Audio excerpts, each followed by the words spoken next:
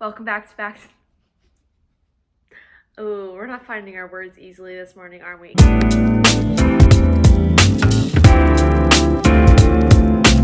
Welcome back to my channel, Knits by Mandy. I'm Amanda, and today we're going to be just doing a very chill, chatty knit with me video.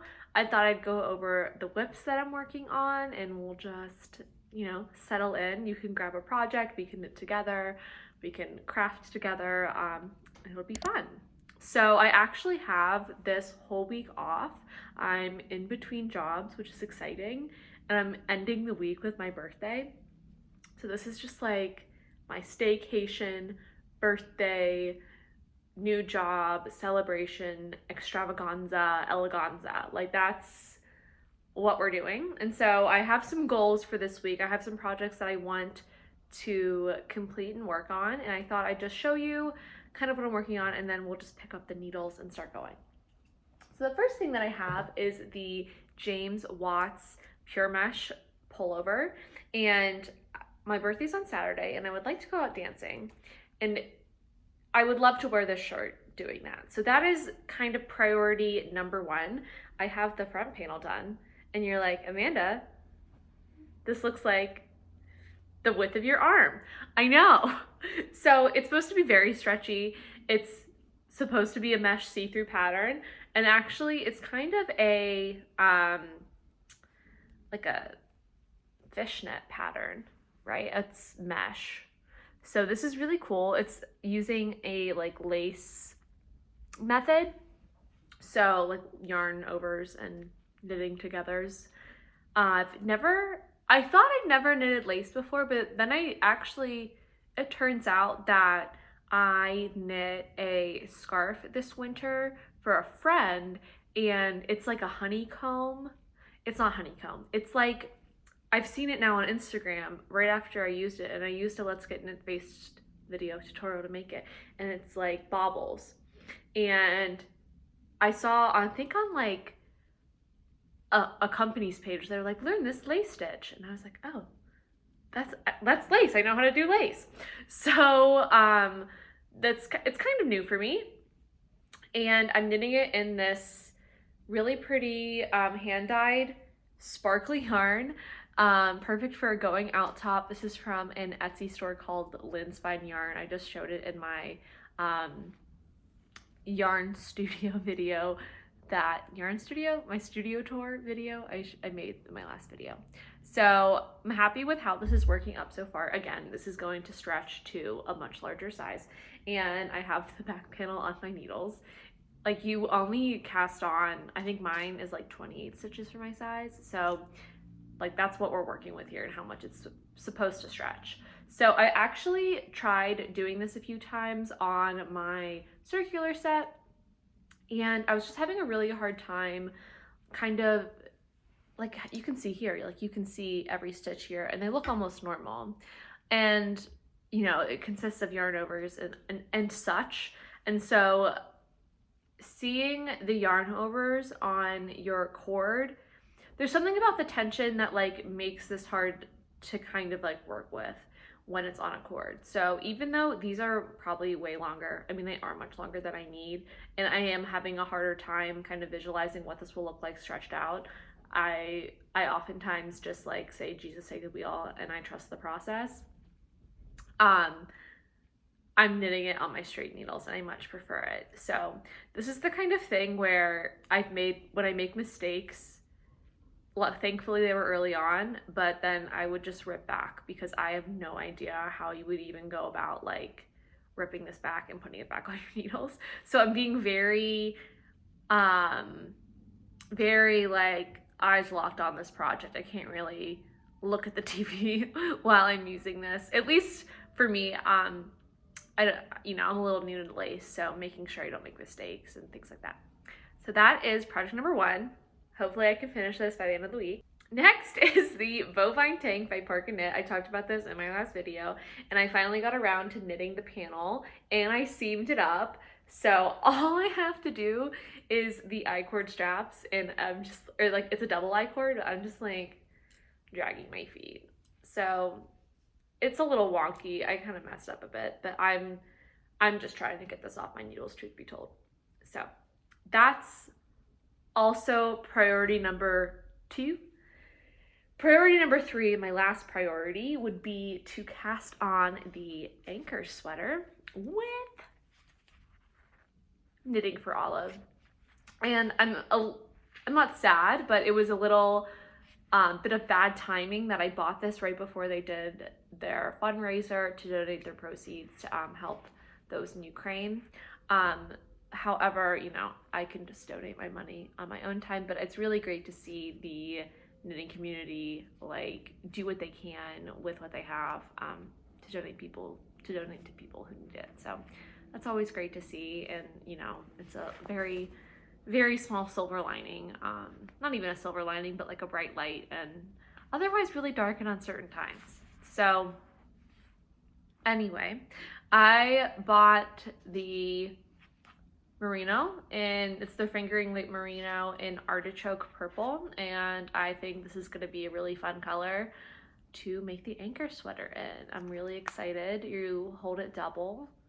It's just so pretty. I'm gagging. I'm gagged. So yeah, that's like, maybe I can do that. The weather here is getting very confusing because yesterday it was almost 75 degrees and now it's a little bit chillier. It's supposed to rain and snow on my birthday. So I'm like, do I cast on a long sleeve sweater? Do I focus on winter things? I think I'll probably end up just casting this on once I finish these 2 projects because that's kind of what I have in my stash now. And then kind of see where that leads me. I might have to make a trip to the local yarn store this week, Looped here in DC, see what they have. I usually, you know, don't try to buy yarn for things that I don't need, but I'm very much like, well, it's my birthday and I got a new job, so it's like, Amanda, you can't just keep buying things for yourself just because it's your birthday and you got a new job. I'm writing that out for another week and then I'm done. I'm gonna go back into a state of austerity. Okay, so let's just get into the knitting. Whenever I make this, I have to like move all my throw pillows because the knitting needles will just like knock them over, and they have a wide wingspan. But I'm just so happy to have this time off. I know it's really a privilege to be able to take like such an extended amount of time off from work, or at least a week in between jobs. And I'm just feeling really lucky, and I'm really excited because my parents are also coming in town for my birthday, and it's just really nice to have them here. I'm originally from Pittsburgh, so I've lived in DC now since college, so 2014. Is that 6 years? Yeah, we're coming on 6 years, I think. So, I mean, I didn't live here full time when I was in college, but I've spent the better part of 6 years here. So it's just nice when they come, and my job will be remote. I haven't gotten into the office in my old job recently, but it'll be remote, which I really like, to have that flexibility to go home when I need to. Like, that is just like so valuable, and I think people are gonna have a really hard time getting people to go back in the office. And also, how great is working from home for knitting? Like, being able to pick up a project, you know, on your lunch break, or maybe even in a cameras off meeting. Definitely, if you're my new employer, I will not be doing that. But, you know, I can't say that I did not do that in my old job. But it is just really nice if you have, you know, the privilege and ability to work from home. So I'm just trying to, you know, enjoy this time while I'm off and not hold myself to like, well, I hope I like use my time wisely. And it's like, the point is really just to reset and relax, you know, when you sit back and reflect, like a lot has happened in the past 2 years.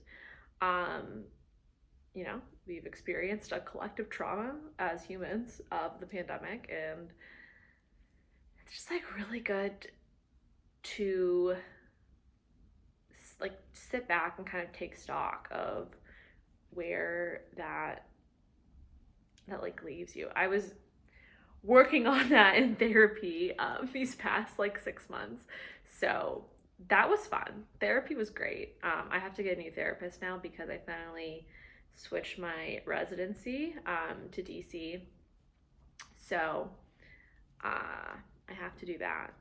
But I'm sure you really don't care about me looking and finding a therapist. Finding a therapist. It sounds like it'll be tough, but you know, we are doing all of the adult things like getting our own health insurance and finding new therapists.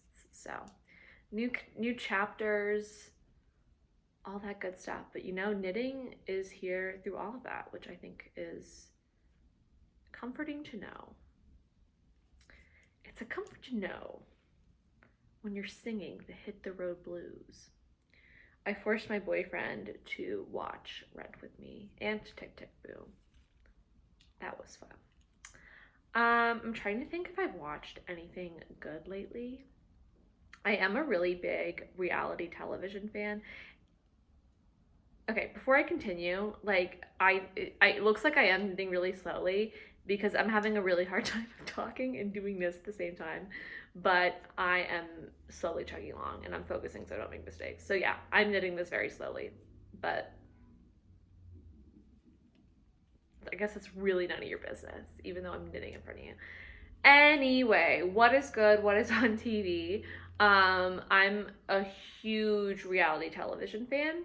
And I feel like sometimes people think that reality television is like trashy or like thoughtless and like, oh, you know, like it's fake. Like, don't you know reality television's fake? Yeah.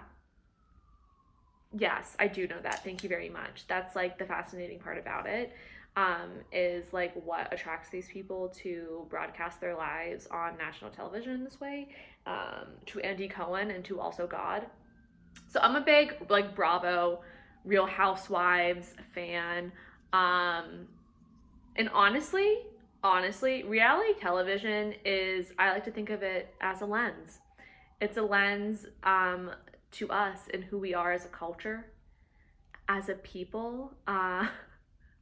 I know that might sound silly, but listen, I went to a liberal arts college, so but yeah, I love reality television. I do think it like tells us a lot about like who we are in a way and like what is viewed as like aspirational content.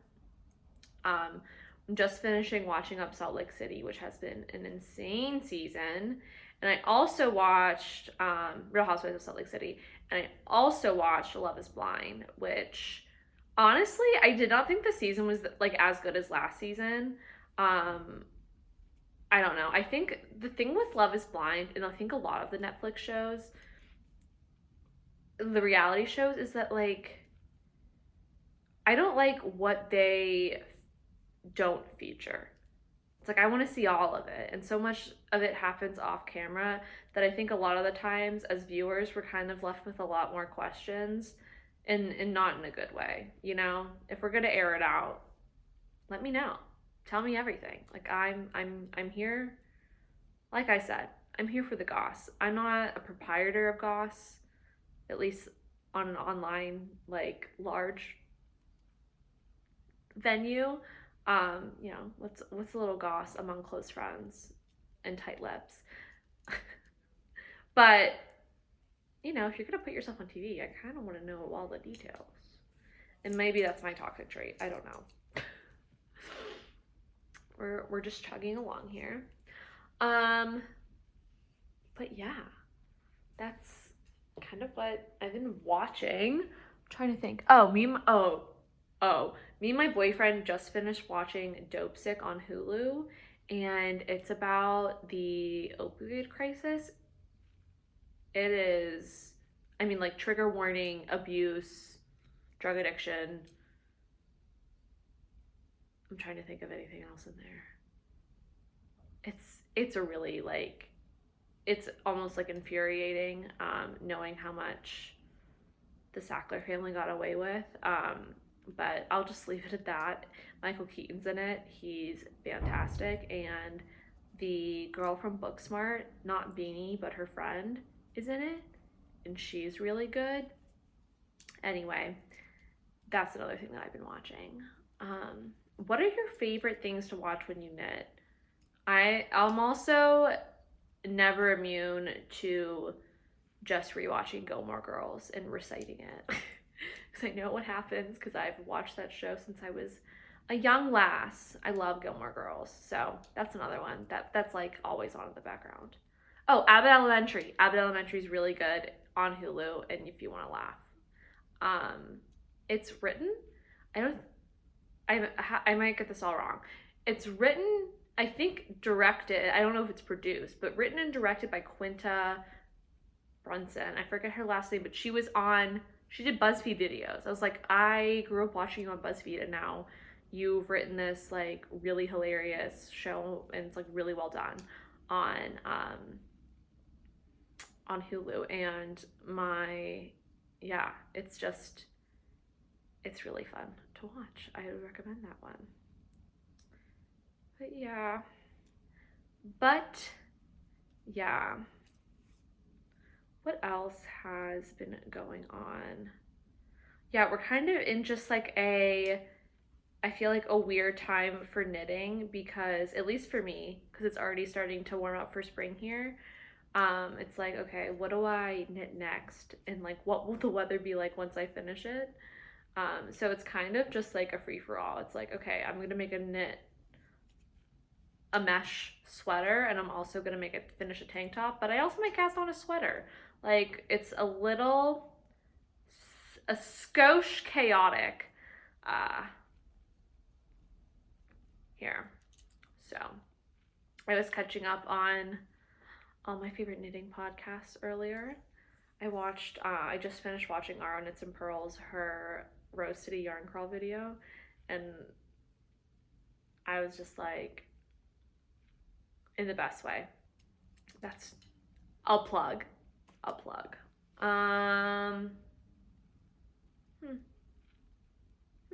What else has been going on? What else have we been up to? What are you two doing?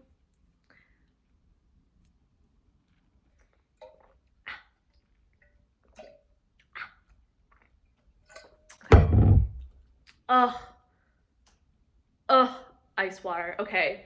I remember what I wanted to talk about, and it was like, what platforms I feel like I've liked the most for talking about knitting and making like knitting content on. Because now I started on TikTok, then I made my knitting Instagram, and then I was like, I have more to say. And I wanted to also kind of try out longer form video editing, because I kind of do it on TikTok. And I found that, first of all, I'm just going to be straight up. I don't really think I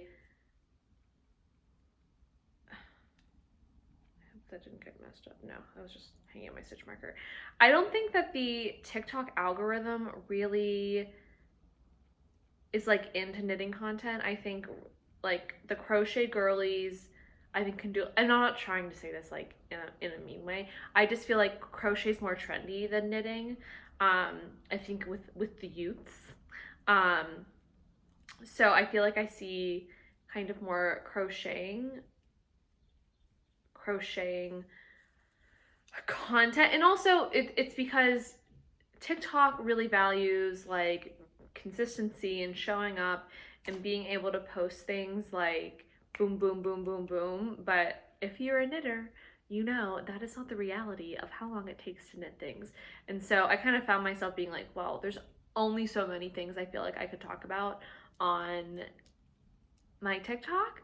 Or I felt that like, okay, I could make these videos where I like film, you know, different pieces of me making items, and they perform okay, and they kind of take a decent amount of work. And I think there's something about like, I really like knitting and I don't love filming myself knitting. Like that's not like the most fun part of it. And I didn't like having to like remember to like, oh, film myself, or like, oh, the lighting's really good here, so like I should get an angle. And it's like, I don't know. I just, what I'm trying to say is I feel like knitting really obviously lends itself more to long form content than to short form content, in the way that the algorithms work. All this to say, like, I'm not trying to like change my hobby around just for the algorithm, but I did want to try out like something different and content like this where I can just talk and kind of delve deeper into topics about knitting. And I really enjoyed watching any kind of knitting video I could get my hands on, like podcasts, vlogs, chatty videos while I knit. Especially during the pandemic, I found that I like having people's voices in my homes, which sounds creepy, but maybe you can understand this. Like, I usually have like music on, or a podcast, or a show on in the background, and I usually don't have a show or YouTube videos. And so I was like, I could do that, and like, I think I would really like doing that. And so far, I really have. It's been really fun and just a really great like way to connect with people, but also, kind of scratch my own creative itches. And I haven't found yet, and obviously it's still very new and still very like a young, fresh channel. I haven't found that like I feel like I need to create to put things up. For example, I wanted to do this video like a week off with me, like follow my knitting with me, but I honestly didn't want to film every day this week, because this is my week off, and like I really, really want to make sure I'm enjoying and spending that time with myself and resting and relaxing. And so I think that, yeah, I haven't really felt too pressured or anything, but also like we're small here. We're a small group. So I don't know why I would feel pressure, but I know people kind of express that once they, maybe have been doing this longer, or maybe have more creative burnout.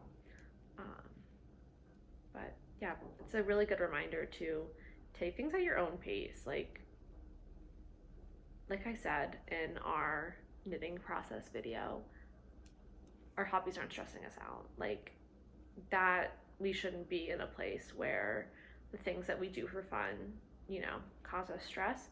And if they do, it's completely okay to put it aside until, you can come back with a fresh mind and fresh feelings about it. So that's just my 2 cents. I think that sometimes in between this late capitalistic hellscape we live in and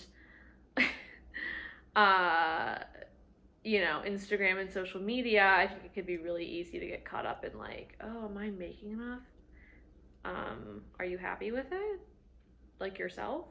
Then yeah, you're probably making enough and doing enough. We can also only make so many clothes to make us happy. But some people are more like process knitters, and they much more enjoy the process than like the finished product. I enjoy the process, but like I've said this before, like I don't really try to knit things just for the sake of knitting them, just because, they take a long time, and I'd like to fully enjoy wearing it when I'm done. Okay, I'm gonna, does anyone else do this? Like you count your rows even though like you're not close. I'm gonna save myself the time because this takes a really long time. But yes, to wrap up, those are kind of just my thoughts on like, first of all, what I'm doing and knitting and online, and how, I don't know, because I find that with any hobby, there's pressure to monetize it. And in a way, like, it's kind of what I'm doing. I would like to be able to monetize my YouTube videos, I'm gonna be honest. But I also like sharing it in this way where I'm also fine doing that. that they're not, you know? All this to say, it's just good to check in and like see how you're feeling about the things that you're making, and you know, how you're feeling about your hobbies and how you spend your free time, because it is really precious. So I think I'm going to finish this row and wrap it up from here, but it's been lovely sitting with you, chatting with you, hanging with you. Hopefully I get this back panel done today, and we'll be moving right along to have this done by Saturday. I would just need to do 2 sleeves and the collar. So I think I could do that, because this knits up, I mean, extremely quickly, because first of all, it's like half of a shirt. It's completely see-through. Well, did you pay half price because there's holes in your jeans? Yeah, I did actually. I actually paid for less material for this because there's holes in it. So, yeah, I got a steal. Okay, everyone. 1 second. Let me put this down so I can look at you while I say goodbye.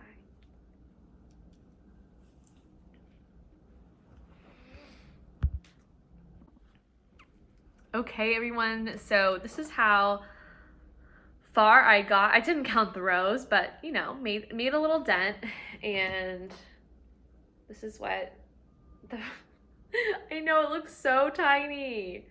So I have a little bit, probably a little less than halfway to go. Thank you for tuning in and sitting and chatting with me. I'd love to know, you know, any of your thoughts of what I talked about. Love to hear your thoughts in the comments below. Sound off. If you like this video, you can go ahead and give it a thumbs up. It'll really help me out. And if you'd like to see more, go ahead and subscribe. I try to post every 10 days or so. I'm not really on a super regular schedule yet, but you know, I'm doing what works for me right now in my knitting and creative juices. So once again, I really appreciate you being here and spending the time to sit with me. And yeah, I'll see you all soon. Bye.